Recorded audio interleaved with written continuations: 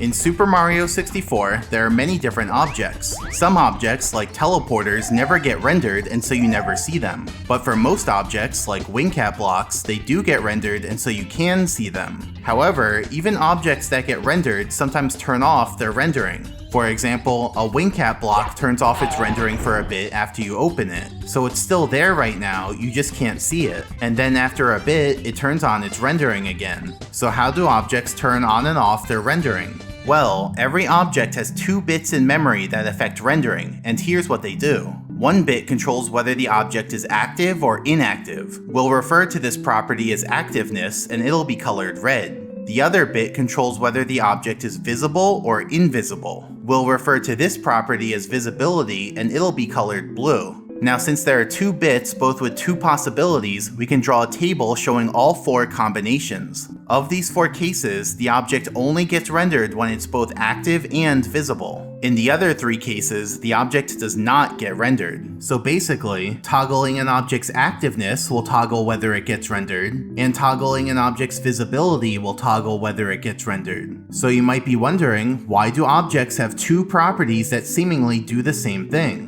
The answer is because these 2 properties are used in different ways, and in a moment we'll step through some examples. During each example, I'll show this table in real time. Specifically, I'll put one arrow to indicate whether the object is active or inactive, and another arrow to indicate whether the object is visible or invisible. I'll also highlight in purple which of the 4 cases is currently happening. And finally, if the object we're examining is not currently loaded, either because it hasn't spawned yet or it already despawned, then the whole table will be grayed out. So, now let's talk about an object's activeness. If we're in a course that has different rooms, then the object can opt into a system where it's only active when Mario's in the same room as the object. For example, in Hazy Maze Cave, if we leave the room that a scuttlebug's in, then the scuttlebug becomes inactive. Consequently, it no longer gets rendered, and so we can't see it even if we look on the other side of the wall. On the other hand, signs don't opt into this system, so a sign stays active even if we're in a different room, which is why we can still see the sign here.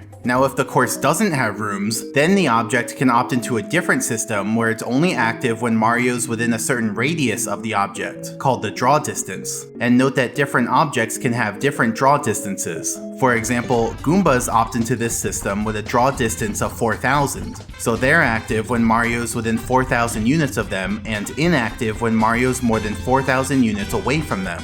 Piranha plants opt into this system with a draw distance of 2,000, so they're active when Mario's within 2,000 units of them and inactive when Mario's more than 2,000 units away from them.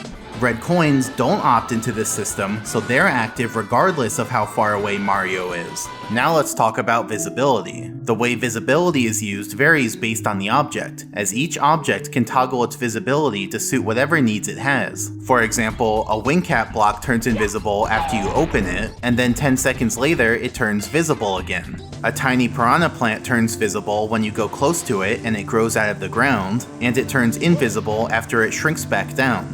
A snowman turns visible when you go close to him and he comes up from the ground, and he turns invisible after you go far away from him and he goes back into the ground.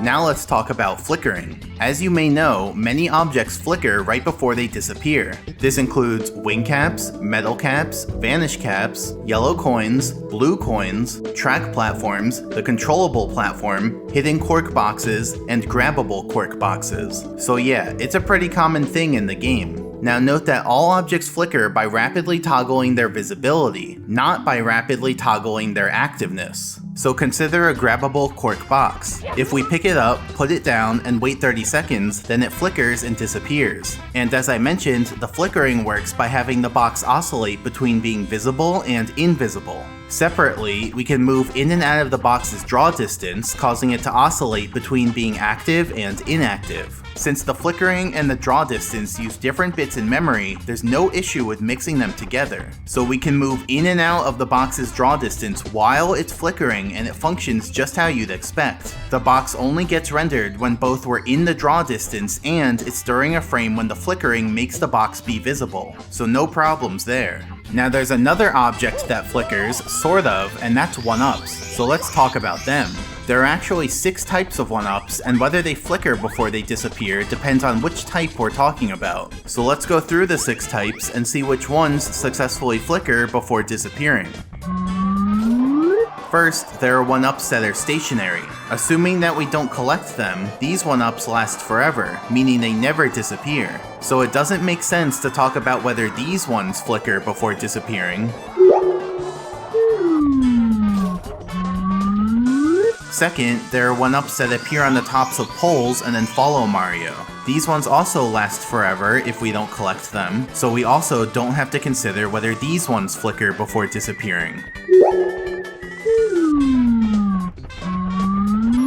Third, there are 1-ups on slides that move when you get close to them. These ones last until Mario goes a certain distance away from them, at which point they do flicker before disappearing. Fourth, there are 1-ups that appear when you touch all the triggers for them. These ones last until Mario goes a certain distance away from them or they hit a wall, at which point they do flicker before disappearing. Fifth, there are 1-ups that run away from Mario. These ones last until Mario goes a certain distance away from them or they hit a wall, at which point they do not flicker before disappearing. And sixth, there are 1-ups that move in a straight line. These ones last for 10 seconds, after which they do not flicker before disappearing.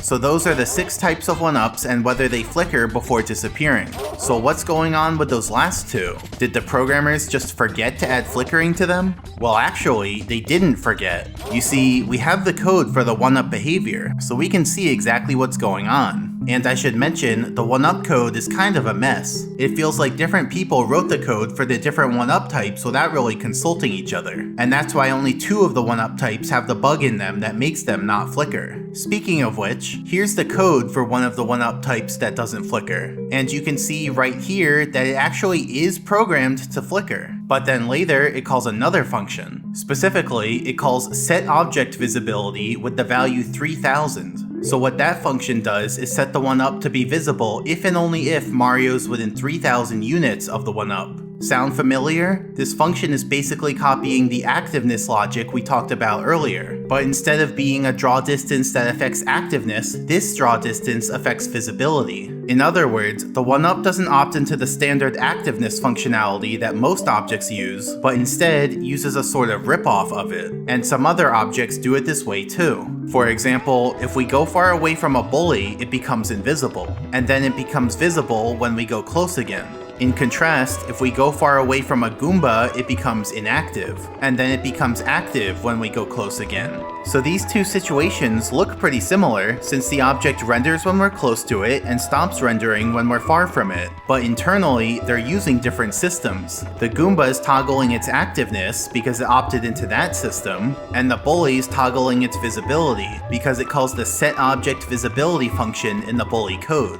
Now for most objects, it doesn't really matter which of these 2 systems is used. But for a 1-up, it does matter because now the 1-up's using a visibility radius and is trying to flicker. In other words, we have 2 pieces of code that are both trying to dictate the 1-up's visibility. First, the flickering sets the 1-up's visibility, and then second, the distance to Mario sets the 1-up's visibility. So on each frame, that second step overwrites whatever the first step does. And so the first step, aka the flickering logic, never determines the final visibility status used by the rendering logic. Remember the cork box? It could both flicker and have a draw distance because it used 2 different bits for those. But for the 1-up, it's trying to do both of those things with just 1 bit. So on our table, it's like having 2 arrows trying to dictate whether the 1-up should be visible. 1 arrow based on the flickering, and 1 arrow based on the distance to Mario. Since the flickering arrow gets overridden by the distance arrow, I'll gray it out to represent that it has no effect on the final outcome. So now if we watch the table, we can see that the 1-up does try to flicker, but it doesn't end up happening due to being overridden. See, the gray flicker arrow is oscillating as it's meant to, but try as it might, it has no effect because the blue distance arrow has the final say and it's just staying on visible. And note that the draw distance functionality works just fine. So we can make the 1-up become invisible by going far away from it, and become visible by going closer again. See, the blue distance arrow is moving, and that does affect the 1-up's visibility. Actually, that gives me an idea. Maybe we can make the 1-up flicker if we play our cards right. See, in theory, we can have Mario oscillate in and out of the 1-up's visibility radius every other frame, which should make the 1-up flicker just as originally intended. So let's do it. First, I'll open the box and release the 1-up. Then, I'll transport the 1-up to a different area so that we can work with a better setup. Specifically, down here, there's a big wall on the right. Once the 1-up touches that wall, it'll start trying to flicker, and that's when I'll have Mario oscillate. So watch the 1-up closely. Yup, it flickered alright. See, the blue arrow matched the gray arrow on every frame, so it's as if the gray arrow was calling the shots. So congratulations, gray arrow, your intention has finally been achieved after all this time. And congratulations to the 1-up too. After 27 years, you finally got to experience flickering. You got to exist for a frame, then not exist for a frame, then exist, then not exist, and repeated that until finally you stopped existing for forever. Okay, maybe it's not as fun as I thought. But anyway, in conclusion, certain types of 1-ups try to flicker, but they fail to do so. That's because after the flickering logic sets the 1-up's visibility, the visibility then gets overwritten by another function who sets visibility based on how close Mario is to the 1-up. So if only that function had affected activeness instead of visibility, then the flickering would have worked just fine. But that's not the way it is, and so the flickering doesn't work. So the moral of the story is, if you toggle your visibility when you should have toggled your activeness, you're gonna have a bad time. Thanks for watching.